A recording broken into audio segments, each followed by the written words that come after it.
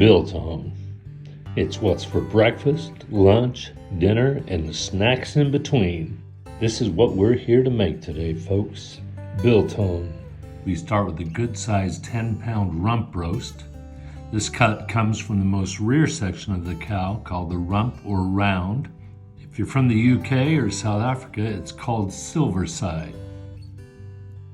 One side has a thick layer of fat, which will give the biltong its delicious flavor, but you want to trim it down, slicing away excess fat. We'll be cutting this chunk of meat into long strips, about an inch thick, along the grain. It will lose about a third of its weight after drying for a week. Then we'll cut each of these slices in half lengthwise.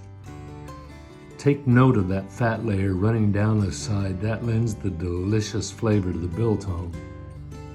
Start with malt vinegar, which will be serving as the initial dip and helps fight mold. You'll want a container in which to roll the beef and its spices. Start with a layer of the pink Himalayan salt. Definitely use the larger crystalline ground salt, not the fine table salt. Then a layer of cracked peppercorns, not the fine table pepper. If you can have the pepper grinder peppercorns, that's even better. Then we take a bag of coriander seeds, roast them nicely in a pan until they're dark golden brown, then grind them, preferably into a fine powder.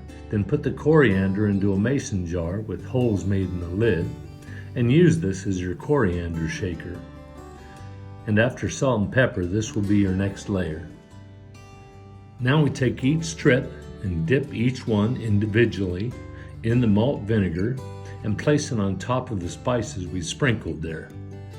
After the first layer of meat is laid down, we'll sprinkle about a tablespoon of white sugar on all the pieces. Then, as we did previously on the bottom of the container, add a layer of salt, then pepper, then coriander. With that layer of meat all covered in spices, now we churn it, rock and roll that meat in order to get the spices covering every surface of the meat. After rolling them, we place each piece in a large container wherein all the spiced meat will be marinated for one night in the fridge. This is a larger marinating bin that should hold all the meat in one place, preferably. Here we have the hanging going on. It's an art. On stainless steel hooks. And there's air between each of those Make sure they don't strips touch. I can't have them of touch. meat. Have a light for heat. Have tin foil underneath to collect all the drippings and any spices falling down, so it makes for easy cleaning. And then of course there are holes in the side for ventilation.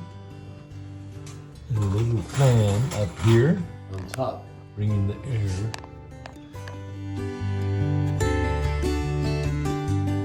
Here we have 20 pounds of delicious rump meat, and in 7 to 10 days we'll have some delicious biltong, hopefully even award-winning. We'll have to see.